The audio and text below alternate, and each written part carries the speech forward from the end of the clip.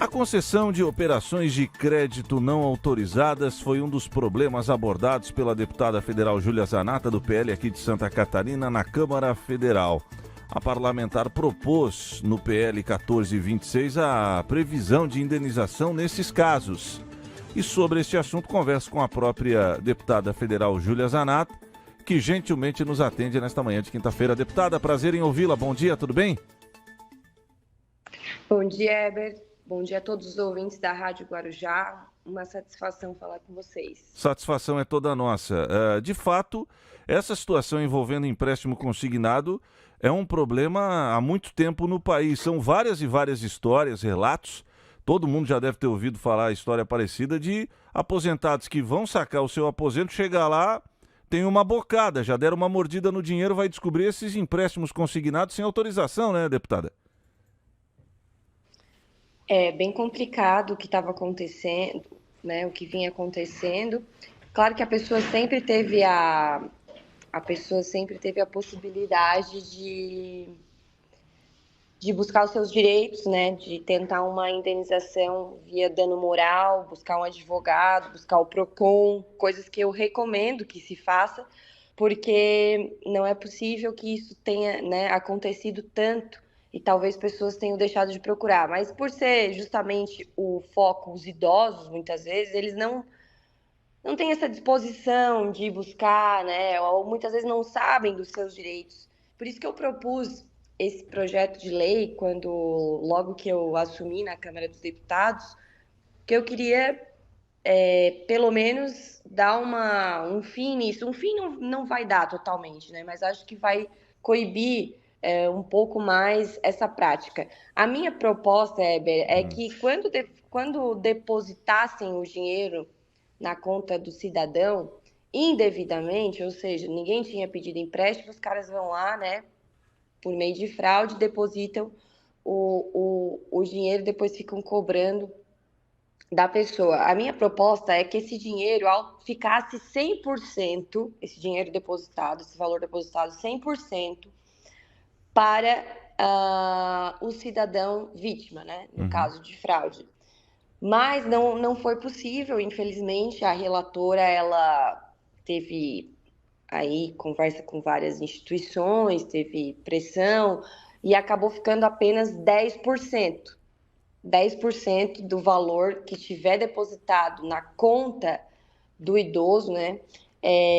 Quando ele fizer a reclamação, ele tem um prazo aí para fazer a reclamação de 60 dias, então, ao devolver, ele já pode reter 10% desse valor, sem prejuízo do dano moral, ou seja, ele ainda pode buscar isso tudo, né, sem buscar a justiça. Mas se ele buscar os seus direitos, ele ainda vai ter o direito ao dano moral. Uhum. São muitos casos, a senhora ouviu muitos relatos. Como é que a senhora chegou nessa ideia, haja vista que, como a gente já frisou, um problema que muitas pessoas já enfrentaram. Muitas pessoas procuraram a senhora, não? Eu e meu marido, né, o advogado Guilherme Colombo, nós temos escritório em Criciúma, no Rio Maina, então isso era recorrente, né, no nosso escritório. O Rio Maina é um lugar que moram muitos aposentados, muitos inclusive que trabalharam em mina e tal. Então isso acontecia, a gente ouvia muitas histórias no nosso escritório. Então foi daí. Essa ideia também veio, na verdade, de um vereador de Criciúma, o Gustavo Colli, porque ele é o diretor do Procon, assumiu por um tempo a Câmara de Vereadores e propôs esse projeto quando ele estava vereador. Então, eu achei muito interessante, eu sempre acompanho bastante essas causas do direito do consumidor, porque às vezes o consumidor geralmente ele é hipossuficiente frente às grandes empresas, né? E muitas vezes a gente tenta ligar, resolver, passa um trabalhão, é uma encheção de saco. Então, vi pessoas que muitas vezes não sabiam nem como ligar, não sabiam o que fazer, pessoas todas certinhas, sabe, Heber, que, meu Deus, estão tirando dinheiro da minha conta, eu não sei nem da onde, não pedi, e pessoas que muitas vezes foram induzidas, passavam na frente de uma loja, aquelas coisas de crédito, eram chamadas, então vi muita fraude, assinatura falsificada, muita coisa mesmo, que me fez chegar à conclusão de que esse projeto era um projeto muito importante. E também nesse projeto foi colocado que as instituições de crédito, elas têm que adotar uma tecnologia que permita a confirmação da identidade do cliente e do consentimento da contratação da operação, por meio de reconhecimento biométrico, né, ou acesso autenticado. Porque hoje você tem inúmeras tecnologias. Outro dia eu fui confirmar a minha identidade na minha operadora de celular e eles pegam, inclusive, o nosso rosto. Agora, repito, isso também não é 100% que vai impedir, porque muitas vezes o idoso ele é levado a fazer alguma coisa, né? Ele às vezes é inocente, mas a gente tentou ao máximo coibir esse tipo de fraude. Repito, gostaria que a indenização fosse de 100%, a indenização, né, extrajudicial fosse de 100% do valor depositado, mas por uma briga aí das próprias instituições financeiras junto com a relatora, a deputada Laura Carneiro, não foi possível. E veja, Heber, esse projeto, só para citar, ele não tem bandeira partidária, porque era um projeto que tinha uma proposta minha e tinha uma proposta do deputado Boulos, do PSOL, entendeu? Mais ou menos parecida, e a relatora juntou outras propostas que tinha também, acabou acatando algumas sugestões, como eu falei, de pressão, de conversas que teve com instituições financeiras que buscaram ela, e chegou a esse valor de 10%, e essas regras que estão estabelecidas aqui, prazo de 60 dias, né? Sim. Diz aqui que tem que ser expressamente autorizado pelo beneficiário, então eles têm que dar um jeito de ser mais claros, né, na hora de fazer a contratação do empréstimo, porque não pode ser essa folia que estava. Tá certo. Ô, deputada, explica pra gente a que pé anda esse trâmite aí. Esse projeto já foi aprovado, está nas comissões para análise, enfim, explica pra gente o processo está em que parâmetro aí na Câmara dos Deputados? Sim, deixa eu só reforçar com o pessoal que isso acontecendo, quando você perceber que tem um valor depositado na sua conta, procure o mais rápido possível, né? Porque vai ter um prazo de 60 dias, e não deixe de buscar, né, o PROCON da sua cidade, não deixe de buscar também um advogado para que você tenha direito, né?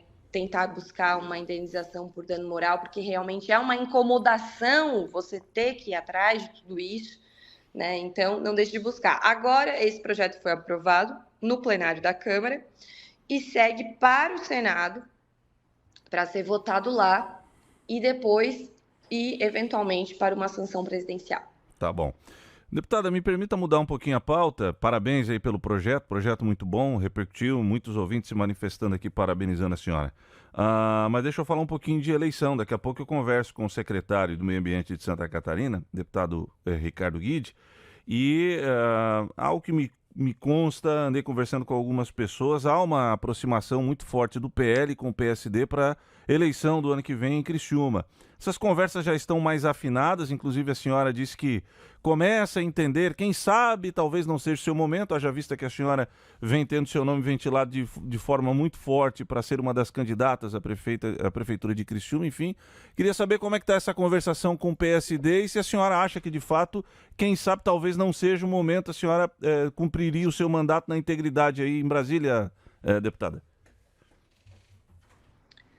Olha, Heber, Brasília me toma muito tempo, sabe? Aqui a rotina é muito pesada, a gente começa muito cedo e termina muito tarde, às vezes 1h30, 2h da manhã, e quando eu volto para o estado, eu tenho 294 municípios para atender. Na verdade, toda Santa Catarina, mas eu fiz voto em 294 municípios, então as pessoas buscam bastante, e essa rotina de viagem, sabe, de Santa Catarina para Brasília, para uma mãe como eu, né, que tem uma filha de 3 anos, agora a Helena está aqui comigo em Brasília,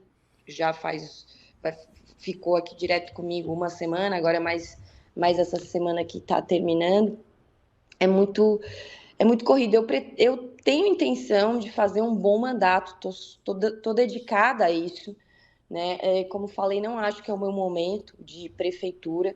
Estamos fazendo diversas conversações, não temos nada fechado de apoio a ninguém, né? Não temos isso, até porque isso tem que ser conversado entre o partido, entre o nosso governador, que é o nosso presidente estadual, entre os outros deputados, né, da região, Daniel Freitas, o Gessé Lopes. Não vai ser uma decisão minha, que sou a presidente do PL em Criciúma, mas não vai ser uma decisão somente minha, né? O partido cresceu e eu preciso ouvir essas outras pessoas envolvidas. É claro que o Ricardo Guidi é uma pessoa próxima, agora ainda mais que está no governo Jorginho Melo como secretário. Penso que ele está num momento bom, né? Temos ouvido o nome dele circulando para a candidatura. Tem a história do pai dele, né? Que foi 2 vezes prefeito em Criciúma e as pessoas lembram muito bem do Altair. Meu saudoso chefe, né? Já trabalhei com ele também, já trabalhei até com o próprio Ricardo Guidi. Então, é uma construção que vai depender mais da articulação do próprio Ricardo, né? Da vontade do próprio Ricardo, da vontade e da permissão do partido dele de deixar ele ser candidato, porque hoje tem outro candidato da prefeitura de Criciúma que também a gente vê as movimentações dentro do partido dele. A senhora fala do prefeito Salvaro? Ele tem um candidato, né? O Arleu, né? Que anda pendurado aí com ele para cima e para baixo, então creio que seja ele. Então, e o Salvaro está no PSD, então eu acho que é natural que seja o candidato dele.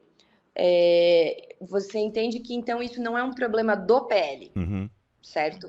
O PL pode lançar um nome também, né? Hoje o nome natural sou eu, porque eu fui candidato em 2020 numa época difícil, onde ninguém queria ser candidato naquela situação, porque era uma eleição muito difícil. Hoje o jogo está mais aberto, né? Hoje o ano que vem o jogo vai estar muito mais aberto. Eu não era ninguém em 2020, vamos dizer assim, ninguém me conhecia, nunca tinha sido candidata. Peguei, né, o partido, montei uma nominata, conseguimos ainda eleger um vereador aos trancos e barrancos. Fui muito, ai meu Deus, ela vai desistir, vão tirar ela vai fazer isso, ela vai fazer aquilo. Eu não arredei o pé, segui o meu propósito, fizemos uma boa eleição, então é natural que o meu nome circule, ainda mais agora que eu sou deputada federal. O Bolsonaro está no 22, né, no partido, que naquela época o 22 não era o partido do Bolsonaro. Então, eu fui para o PL antes mesmo do Bolsonaro, eu militei, criei raízes, apostei na própria candidatura do Jorginho Melo, já na época que falava que queria ser governador. Então, eu tenho essa preferência dentro do partido. Porém, tenho conversado com as pessoas que me ajudaram, que me tornaram deputada federal, né? Naquela época era uma vontade da Júlia Zanata, só, né? Da minha família, do meu marido, do meu falecido sogro, que era vereador na época.